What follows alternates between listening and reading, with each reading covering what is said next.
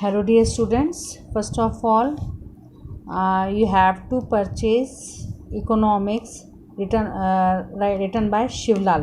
तो आप शिवलाल की बुक्स लेंगे इकोनॉमिक्स के लिए as well as business studies के लिए। तो 11th कॉमर्स के लिए शिवलाल की बुक अवेलेबल होगी इन मार्केट। तो आपको शिवलाल की बुक ही लेनी है इकोनॉमिक्स के लिए as well as business studies के लिए। सो in previous class I taught you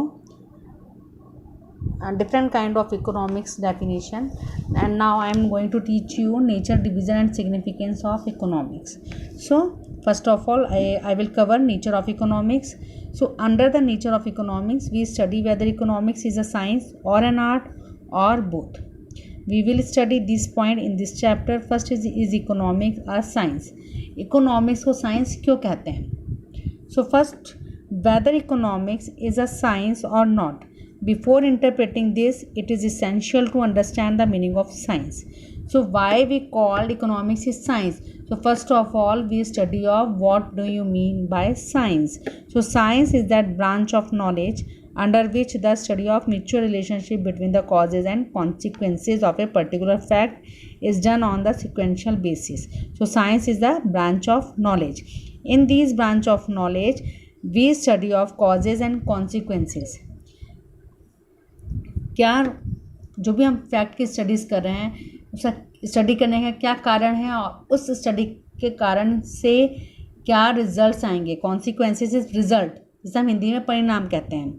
so and these all facts are in a systematic way और a sequential way. Sequential way means sequence के साथ साथ, sequence is 1 2 3 4 5 like this. So in which the fact can be clarified themselves. Only the collection of fact is not science. In brief, in order to be science the following things are essential. तो हमने सबसे पहले easy way में क्या पढ़ा कि science is a branch of knowledge in branch of knowledge which under which the study of mutual relationship between causes and consequences of the different kinds of fact it is done by sequence way, sequential basis. So causes and consequences होते हैं जिनकी study science में की जाती है, but there are some essential points of studies of science. First is fact should be collected in a sequential manner. तो जो भी फैक्ट होंगे that should be collected in a sequential manner. Sequential manner में होंगे ये fact की studies. Sequence वे में ये फैक्ट्स को सबमिट किया जाएगा और उनकी स्टडीज़ की जाएगी. Then second, certain rules and principles should be rendered as a result of analysis of facts. तो जो भी analysis of facts में it means कि studies of fact. तो जो भी studies की जाएगी facts उनके some rules and principles को follow किए जाएंगे. Then third, these rules and principles should be formed on the basis of the relationship causes and consequences. तो जो भी rules and principles हैं या regulations हैं ये किसके बेसिस में होना चाहिए? कॉजेज एंड कॉन्सिक्वेंसेस के बेसिस में होंगे. इट मीन्स जो भी हम स्टडी कर रहे हैं उस स्टडी का हमारे पास कुछ कारण भी होना चाहिए और जो भी हम स्टडी कर रहे हैं हमारे पास उसका रिजल्ट्स भी होने चाहिए. So simple, the science is basis of causes and consequences. Then second is economy and art. So art regarding economics is a science. अभी मैंने पढ़ा कि जस्ट इकोनॉमिक्स एक साइंस है. अब the question arises whether economics is an art. Economics art क्यों है? So the word art refers to the practical aspect of a study. We all know, just I taught you, science is a study of causes and consequences, but art is a study of a practical aspect. जो भी facts होंगे हम उसे practically उसकी study को करेंगे. So art tells about the best procedure which should be implemented to achieve an objective. So art क्या है? आर्ट क्या बताता है कि जो भी ऑब्जेक्टिव्स को हमें अचीव कैसे करना है. फाइन. इट मीन्स कि हमने फॉर्मेट तैयार किया, उस फॉर्मेट को कैसे इम्प्लीमेंट करना है अपने वर्क में, that is called art. So according to J.N. Keynes, art is a system of rules laid down to the achievement of a given goal. Science, art is a system of rules. क्या है? Art एक system है, rules का system है. That it means art is also a rule. They follow rules and regulation to achieve a particular objective or specific objective. Science perform the interpretation of facts and principle and art provide a practical aspect. So science क्या कर रहा है, हमें interpret कर रहा है. किस चीज़ के लिए इंटरप्रेट कर रहा है? Causes and consequences. Then art is provide a practical aspect. तो जो भी कारण है और जो भी रिजल्ट है, उस कारण और रिजल्ट को प्रैक्टिकली कैसे इम्प्लीमेंट करना है, that is called a art. So he is the second I have completed is economics and art. Then third is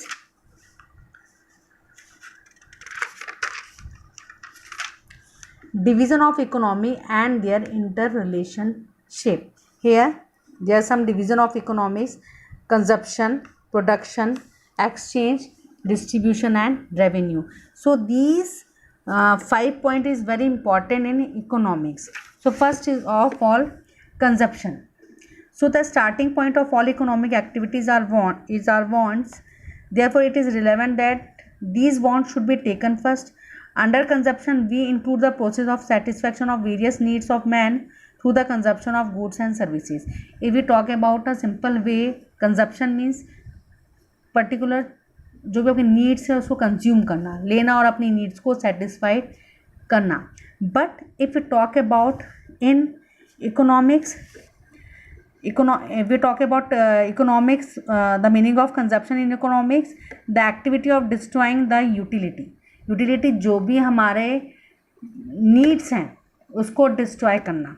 Here the example is after eating a chapati, its utility is destroyed. आपको रोटी खानी है, आखिर में रोटी खा ली है, तो it means कि आपके जो यूटिलिटी ऑफ चपाटी है, जो आपकी नीड है चपाटी की, वो क्या होगी? डिस्ट्रॉय होगी, क्योंकि आपने वो चपाटी ऑलरेडी खा चुकी है. So thus this will be called as a consumption of chapati. तो हम उसे क्या कहेंगे यहाँ पे? Consumption of chapati. Here it means कि आप जो भी कंजप्ट कर रहे हैं, अपनी नीड्स को आपने ऑलरेडी फुलफिल कर चुके हो, that is called a consumption in the language in a economics. Then second is production. Man can neither create any substance nor can he destroy it. However, he can create utility. In other words, he can transform the substance and things provided by the society to make them more useful for the satisfaction of man by changing their form through adjustment of through arrangement. For example, when a tailor stitches a shirt from a cloth, he changes the form of the cloth and makes it more useful. In this way, utility is created by production. So production में क्या होगा? जो भी हमारी utility होगी that is should be created. या the example यहाँ पे शर्ट है. First of all customer shirt लेता है, शर्ट लेके क्या, that shirt is a material. देन जब मटेरियल इट मीन्स कि ना परचेज किया पर वो मटेरियल को वेयर नहीं कर सकता, तो वेयर करने के लिए उसे क्या करना होगा? He would be make shirt by tailor. आके टेलर जब उसको शर्ट बना के देगा, then he wear this shirt. तो जो शर्ट बना रहा है that is called a production. It means particular commodities को बनाकर कस्टमर को या नॉर्मल सोसाइटी के पीपल्स को सेटिस्फाइड करना. This is a production. Then third is exchange. In the present economic setup, no person can produce all the things required for consumption. He depends on other for the satisfaction of his needs. हमने barter system पढ़ा था अपने class 10th में. तो all persons are not fulfil their needs in own. तो उसे हर एक पर्सन की नीड होती है. So according to their need he depends to other person to satisfy their needs. He obtains other things of his requirement from other person in exchange of goods and services produced by him. Swapping of things of lesser importance with the things of more important is known as exchange. The exchange should be independent, optimal and statutory. तो exchange क्या होगा? एक independent होगा. It means कि जो आपके पास, आपको जो exchange करना वही चीज़ exchange करोगे, unnecessary चीज़ को आप exchange नहीं करोगे. So exchange is an important part of the present economic system. Price determination is the main problem in the exchange. Apart from this, study of activities associated with currency, credit, banking and trade is also done under this. So exchange, it means in case particular producer product अपना बना रहा है but and he sell out these product in market. आखिर आपको particular producer product बना रहा है, it means he wants money, तो मनी के लिए वो पर्टिकुलर प्रोडक्ट बना रहा है। देन तो and customers want that particular product, तो नीड के अकॉर्डिंग आप क्या एक्सचेंज कर रहे हैं, आपने सामान लिया और आपने मनी को एक्सचेंज किया। सो सामान लेना मनी देने के बाद that is called a exchange. Then fourth is distribution. Various factors of production are jointly employed to produce wealth or income. How this wealth should be distributed among these sources refers to the problem of distribution. Under distribution, study of determined rent to land, wages to labor, interest to capital, salary to the organization, and the determination of final profit to the entrepreneur is done. So distribution is very important part of the economics. जब production बन गया, production बनकर तैयार हो गया, there are main point is to distribute in the among people. ठीक है, आखिर जब प्रोडक्ट डिस्ट्रीब्यूट होगा तो क्या क्या बेनिफिट्स होंगे, रेंट द लैंड का जो भी रेंट है वो निकलेगा, वेजेस टू द एम्प्लॉयज़ और वेजेस टू द लेबर, जो डे टू डे जो लेबर काम कर रहे हैं उनका वेजेस निकाला जाएगा, इंटरेस्ट टू कैपिटल, जो भी कैपिटल लगा रहा है उसका कितना जो भी इंटरेस्ट होगा वो प्रोड्यूसर निकालेगा। Then salary to the organization में जितने भी एम्प्लॉयज़ हैं they provide the salary and the determination of final profit. So final profit is very important, क्योंकि प्रोड्यूसर क्यों वो काम कर रहा है, टू जस्ट अचीव और gain a profit in an organization, to the entrepreneur is done. So distribution किस किस का होगा यहाँ पे, वैन कमोडिटीज इज डन, जब कंप्लीट होती है फैक्ट्रीज में, जब डिस्ट्रीब्यूशन होता है तो डिस्ट्रीब्यूशन ऑफ वेजेस होगा, डिस्ट्रीब्यूशन ऑफ सैलरीज होगा, डिस्ट्रीब्यूशन ऑफ प्रॉफिट होगा एंड डिस्ट्रीब्यूशन ऑफ कैपिटल होगा। दैन रेवेन्यू इज फायदा। So in ancient times the functions of the state were very limited, apart from maintaining internal peace and external security, it performed the function of only laying certain taxes. In present time, the government function is very sphere of human life. Apart from above mentioned function, it performs many other functions associated with farming, industry, transport and education, healthcare, entertainment and so on. Therefore, it is now called a welfare state.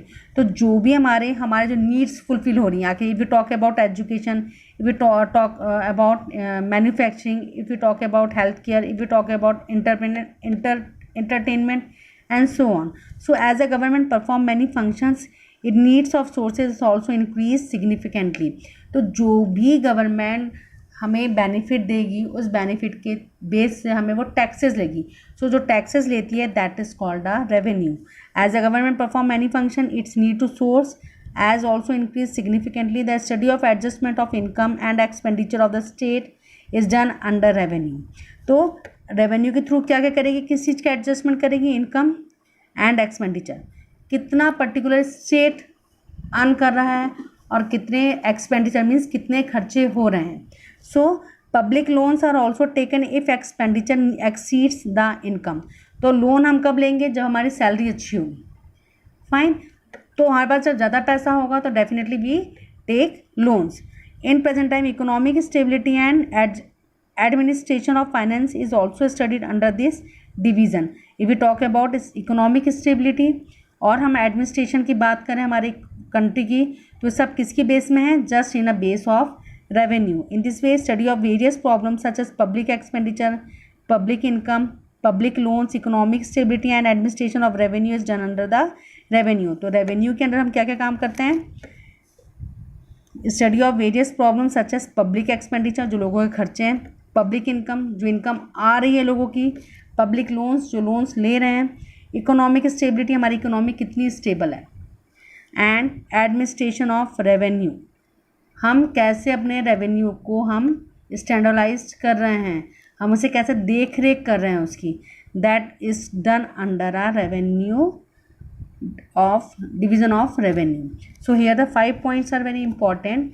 So you have to write in your notebook and complete your notes one by